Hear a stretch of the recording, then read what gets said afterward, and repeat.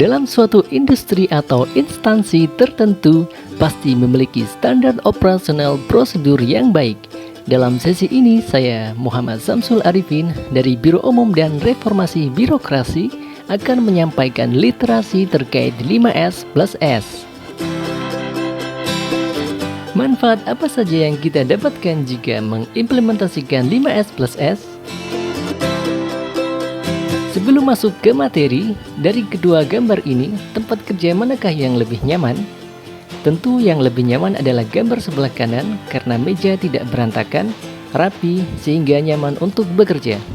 Dan tahukah kamu bahwa gambar sebelah kanan merupakan salah satu benefit jika kita mengimplementasikan 5S plus S? Program 5S plus S di ITS memiliki 4 pilar utama, yaitu sisi, susun, sapu, dan standar. 4 pilar tersebut akan menopang kesinambungan program, yaitu tahap sinambung. Dengan implementasi 5S dapat terwujud secara alami budaya selamat yang merupakan dampak dari implementasi 5 langkah 5S sehingga meningkatkan kenyamanan, efisiensi, kualitas, dan keselamatan di tempat kerja. Manfaat implementasi 5S plus S antara lain meningkatkan produktivitas karena pengaturan tempat kerja yang lebih efisien, meningkatkan kenyamanan karena tempat kerja selalu bersih dan lapang, mengurangi bahaya karena kualitas tempat kerja yang baik, serta menambah penghematan karena menghilangkan pemborosan di tempat kerja. Metode yang pertama adalah sisih. Merupakan kegiatan menyingkirkan barang-barang yang tidak diperlukan, sehingga segala barang-barang yang ada di lokasi kerja hanya barang-barang yang benar-benar dibutuhkan dalam aktivitas bekerja. Berikut adalah diagram sisih. Dalam metode tersebut, kita dapat mengelompokkan masing-masing tahapan dengan ciri warna yang berbeda. Label warna merah yaitu kelompok barang-barang tidak diperlukan, yang selanjutnya dapat ditentukan apakah barang tersebut tidak bernilai atau masih bernilai dan dapat didaur ulang sehingga memiliki nilai guna. Label warna kuning yaitu kelompok barang-barang ragu-ragu, yang selanjutnya melalui keputusan manajemen akan ditentukan apakah barang tersebut diperlukan bagian lain, ditempatkan di gudang, dilelang, atau dihibahkan. Label warna abu-abu yaitu kelompok barang-barang diperlukan, pada umumnya masih kita gunakan di area kerja. Untuk barang-barang yang akan disisihkan dapat diberi label warna merah seperti pada gambar, sebagai tanda bahwa barang tersebut akan disisihkan. Setelah disisihkan, tempat kerja akan menjadi lebih rapi dan nyaman.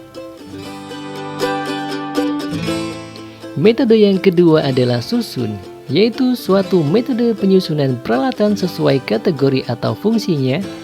Dalam metode ini, segala sesuatu harus diletakkan sesuai posisi yang ditetapkan sehingga siap digunakan pada saat yang diperlukan. Berikut adalah diagram susun. Pada proses susun diperlukan tahapan stratifikasi dengan 3 kategori. Kategori sering digunakan, barang ditempatkan di dekat pemakai. Kategori jarang digunakan, barang ditempatkan agak jauh dari pemakai. Serta kategori tidak digunakan, barang ditempatkan terpisah dan teridentifikasi. Berikut contoh kondisi sebelum dan sesudah proses susun. Kondisi sebelum menggambarkan tiap item tidak memiliki rumah masing-masing, serta tidak dapat dengan cepat diidentifikasi, dan kondisi sesudah menggambarkan tiap item memiliki rumah masing-masing sehingga dapat dengan cepat diidentifikasi. Dalam proses susun ada beberapa strategi yang dapat diterapkan. Signboard strategy adalah langkah untuk menempatkan barang-barang berguna secara rapi dan teratur.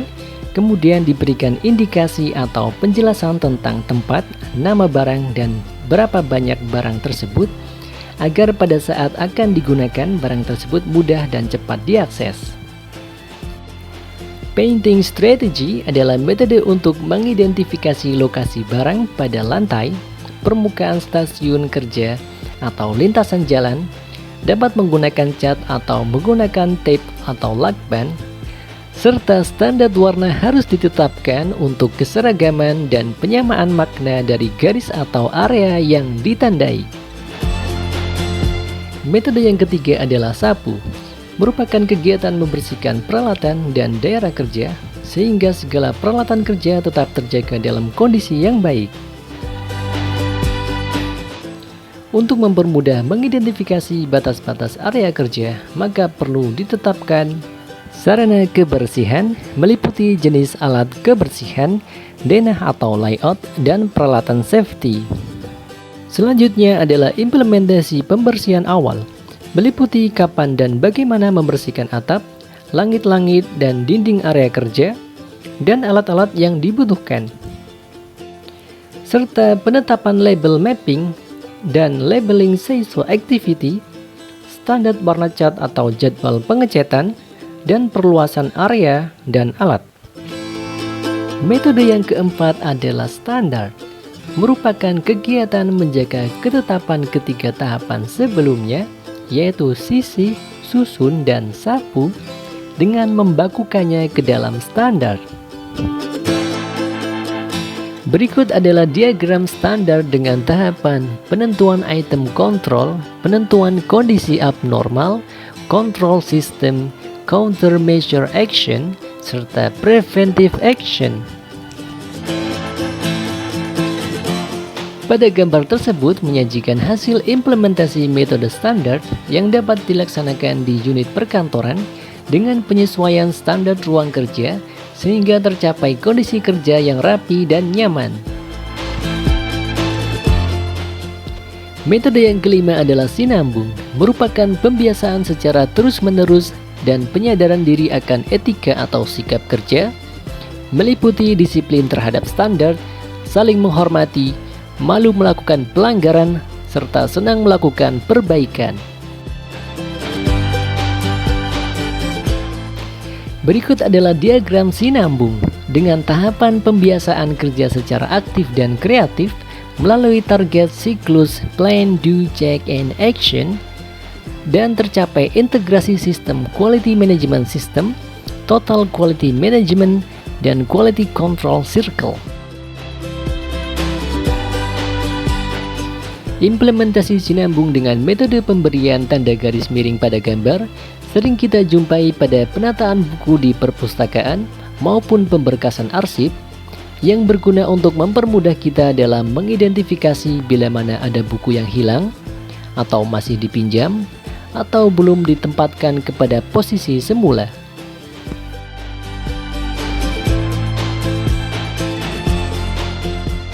Dalam implementasi 5S+S ada beberapa strategi yang dapat diterapkan. Berikut adalah kunci sukses implementasi 5S+S.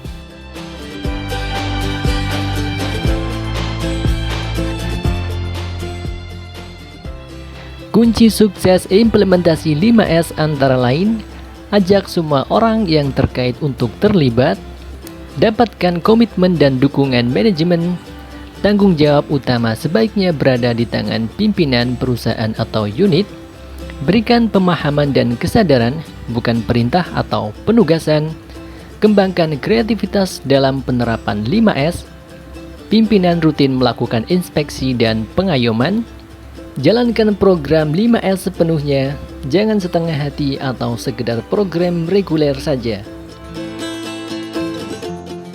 Metode yang keenam adalah selamat, yang merupakan dampak dari implementasi 5 langkah 5S, yaitu suatu kondisi yang bebas terhadap kejadian kecelakaan atau bencana, kondisi aman dari segala bentuk kecelakaan atau bencana, dan kerugian munculnya kecelakaan atau bencana. Berikut tahapan 7 langkah menuju selamat, antara lain kenali lingkungan dan alat kerja, identifikasi hazard di tempat kerja, kelola hazard di tempat kerja, kelola standar operasional prosedur yang aman dan sosialisasikan, siapkan alat pelindung diri dan alat pemadam api ringan, Siapkan tim tanggap darurat, serta selalu waspada. Selamat mengimplementasikan 5S plus S di lingkungan kerja Anda, dan salam improvement.